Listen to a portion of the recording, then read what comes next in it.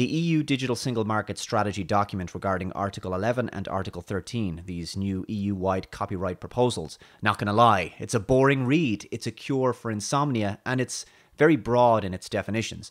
They don't get specific enough on certain things, and that's what really concerns me. The broader the terms, the more selectively enforced they tend to be.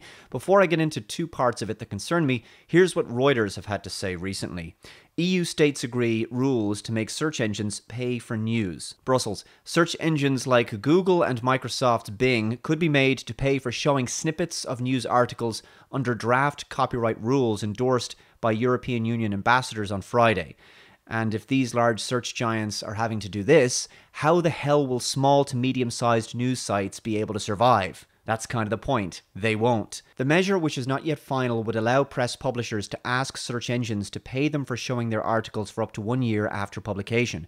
The original proposal from the European Commission had foreseen giving publishers the right to ask for payment for up to 20 years. The EU copyright reform package would also force websites like YouTube to seek a license from rights holders for displaying their content, for example, a music video, or prevent it from being accessible. This is where the uploading filtering would come in. If copyrighted content is uploaded in any form, even just a few seconds, in a fair use capacity, YouTube will be obliged to take action based upon the rights holder's wishes. Now, by and large, YouTube has done its best with this over the years, and yet copyright on YouTube is still a mess. But that's because copyright laws in general are far too draconian. I get that piracy and re-uploading of entire movies and TV shows is a problem, obviously, but YouTube already removes films very quickly when they're uploaded to the site. What these overreaching rules would do would be destroy the livelihoods of film reviewers and critics, as well as anyone using copyrighted material in a transformative or creative fashion. Now, we all know the market has changed with respect to the music industry, as an example. Musicians have got to go out there and perform to make a living. They rely less and less on music sales. Concerts are where most of the money is at for them. The royalties on albums and download sales represent a decreasing amount of their revenue. This new copyright proposal is designed to effectively bolster declining industries or declining economic models. News publishers have had an acrimonious relationship with the likes of Google in the past, whom they blame for revenue and readership declines. No, it's not Google that's the problem, it's the internet which is the problem. That's just how it works, I'm afraid. Google has tried to remedy that by establishing the Digital News Initiative, which funds publishers' digital projects. The tech industry says measures like snippet taxes do not lead to greater remuneration for the media, as search engines channel millions of clicks to news sites, enabling them to make money via online advertising.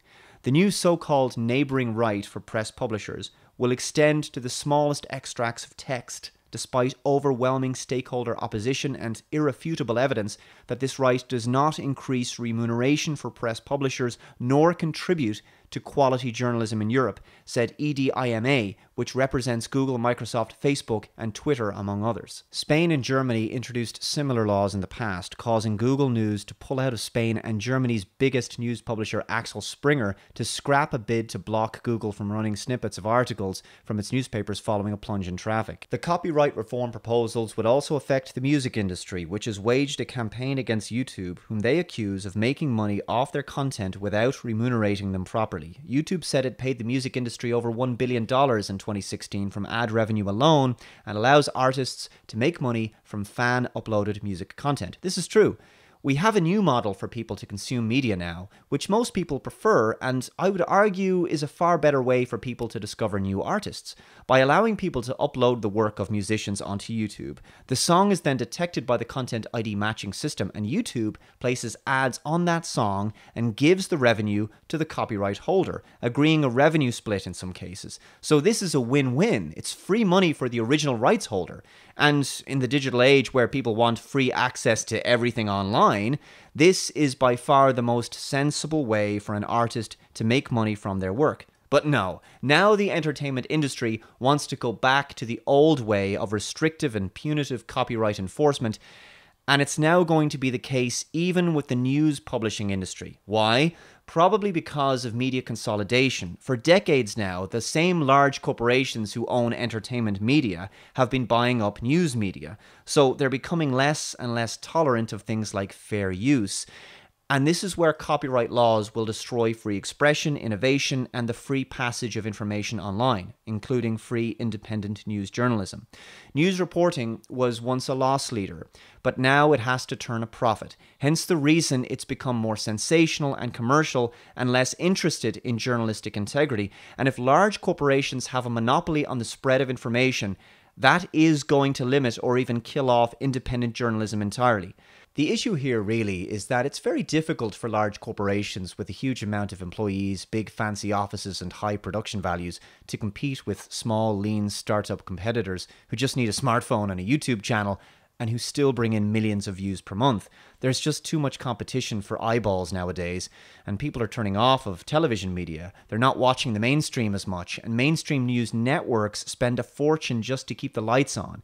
And for the longest time, they've been happy enough to allow people to reference their work and use it as the original source for a news story. But the free and open internet with blogs and social networks and boards and forums, right, this is not an environment where the old, large, dinosaur corporate news media business model can survive. This is why they're screaming about people using video clips and snippets and quotes from their websites. They don't like that people can do video responses to their articles and even discredit some of their narratives, perhaps. They lashed out claiming that everyone who wasn't them was fake news in order to regain the eyeballs. That didn't work. Now they're trying a more aggressive tactic of introducing copyright legislation that would kill off the competition and bring back their audience. And by the way, this will affect independent media and internet users regardless of their political leaning. This is from page 28, section 32 of the directive. The organizational and financial contribution of publishers in producing press publications needs to be recognized and further encouraged to ensure the sustainability of the publishing industry. It is therefore necessary to provide, at union level, a harmonized legal protection for press publications in respect of online uses by information society service providers, leaving unaffected current copyright rules in union law applicable to uses of press publications by other users, including individual users. And Section 33, for the purposes of this directive, it is necessary to define the concept of press publication in a way that embraces only journalistic publications published in media, including on paper, in the context of an economic activity which constitutes a provision of services under union law. The press publications to be covered are those whose purpose is to inform the general public and which are periodically or regularly updated. This does sound like the EU is being lobbied to step in to help manipulate the market online so that the mainstream media as an industry can be kept alive. This is where the snippet or link tax thing comes in. It's more accurately described as a royalty. This is an attempt to turn the internet back into television, with the usual large and legacy players in control once again, and I would argue another step towards making the web a passive communications media platform and less an interactive one. I should point out this was disastrous in Spain back in 2014 when Google News was forced to close because of a law requiring the internet search company to pay Spanish news organizations for linked content or snippets of news. The move marks the first time globally that Google will shut down its news service and comes in response to a new Spanish intellectual property law going into effect on January 1st, dubbed the Google tax. Google said in a statement that the company's news product for Spain will stop linking content from Spanish publishers and close on December 16th. With Article 13, such a situation would go EU-wide, but the plot is about to emulsify. On the 29th of May, EU Today published the following article: "Pressure grows ahead of key parliamentary vote on major shake-up of EU-wide copyright laws." I'm going to read some of this. Now stay with me because afterwards it's going to get very, very interesting and very weird. MEPs are coming under huge pressure to throw their weight behind a planned major reform of copyright rules.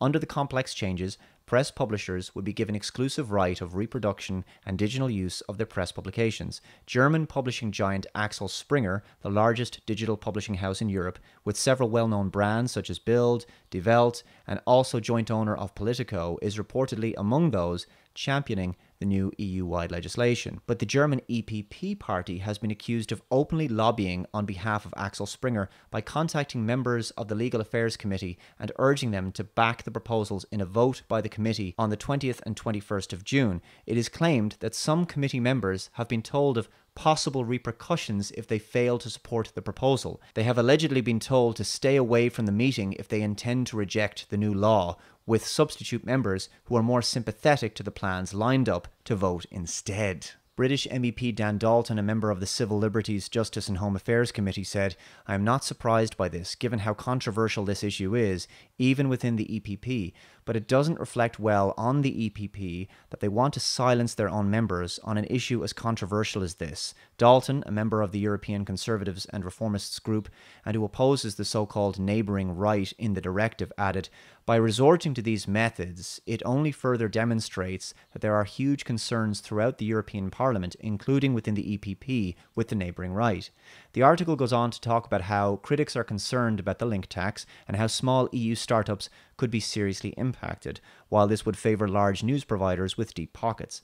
Dalton adds, "I have quite a few concerns with the neighbouring right. It threatens to stop people sharing links on social media platforms, even though these links only send people to the news publishers' websites where the publishers can monetize their visit in any way they want. Social media in this regard is therefore actually beneficial to the publishers as it drives traffic to their websites." Exactly, a very good point. This proposal could effectively copyright the news, in a sense copywriting information that should be freely available, and makes it much harder for people to access real news. Fake news sites, however, would be unaffected and could end up being the only news that people will see on social media platforms. Dalton added small companies such as news aggregators and small publishers trying to compete with the giants like Google would be squeezed out of the market.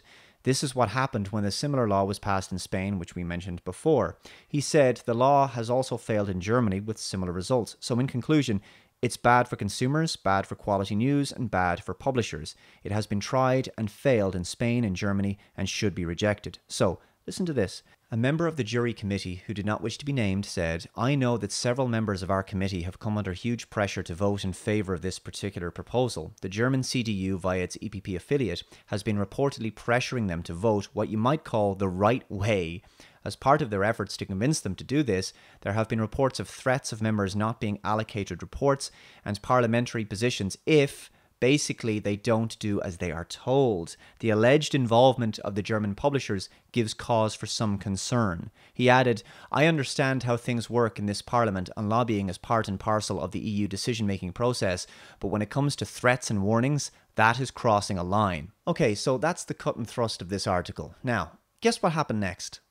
The article I've just read to you got removed from EU Today. This is an archive of the original article. Link below in the description for you to read the original for full context. As TechDirt says, it got memory hold. The article I just read no longer exists except in the archive. Now you just get this error message, unable to find the template _ layout in 404 at line 19. Very interesting.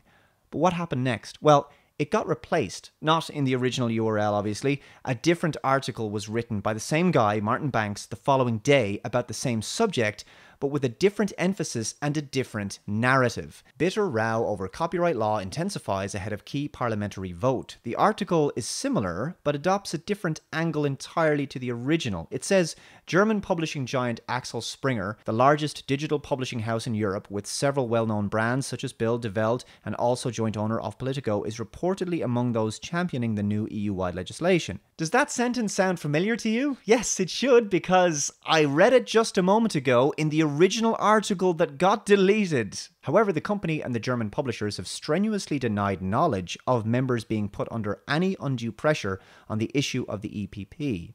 It then passes the buck to the big internet players. Apparently, they're the ones doing the lobbying. Who exactly are they talking about here? Well, it can't be Google, surely, because they're the ones who attempted to develop the revenue sharing model that the publishing industry isn't happy with anymore. It makes very little sense for big tech giants to be behind this. Then it provides a quote from a spokesperson for the German Press Publishers Association. "We support the draft of the European Commission and have welcomed the recent decision in the Council." The publishers go on to state, "To remain competitive and independently financed, Europe's publishers need to be able to compete on all platforms." By publishers, they mean the big mainstream media folks, not the small to medium companies. Whilst publishers have successfully transitioned from analog to digital, they will only reach their potential with an appropriate and updated legal framework that addresses the complexities of online copyright and licensing and gives publishers the legal resource to protect their investment in the original, professional content that underpins the freedom of the press and democracy. The freedom of the press and democracy. You're talking about large companies being handed an unfair advantage by being given massive control of the market, a legal monopoly created by an EU directive that would engineer the market in their favour. Yeah, that sounds like it's gonna be great for press freedom and democracy in Europe. Odd how the original article got replaced by one that was more in favour of the new copyright proposal. They conclude, what publishers need is a publisher's right, granting publishers the legal protection and clarity already afforded to broadcasters and film and music producers. What did I say earlier on? This is what they want. Use snippets of our articles or make use of our content as sources and we'll hit you with a content ID match. Because that's what's going to drive the free passage of ideas and information forward, folks.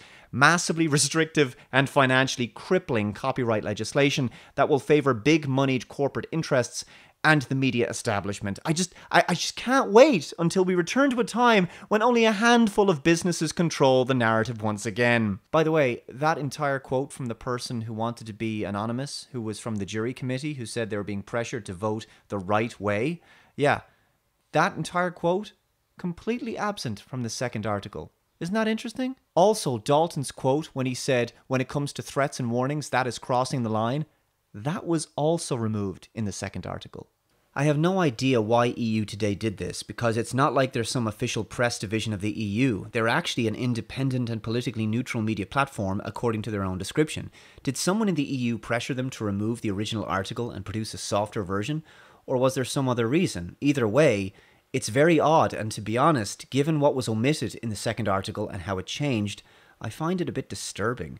They're not a big publication or anything, so this won't make any great difference in the grand scheme of things, but I can't help but wonder what happened here exactly. The mainstream media aren't exactly going to kick up a stink about this, because it is in their interest for this copyright directive to go ahead, obviously. It's clear there are well-intentioned MEPs in the belly of the beast within the EU trying to push back against this, and we should certainly throw our weight behind them. But the issue really is the EU itself. It would probably prefer that the only available news for its citizens was from the mainstream media. And if this thing goes through, one day that may very well be the case. At the time of me making this video, we have 20 days left.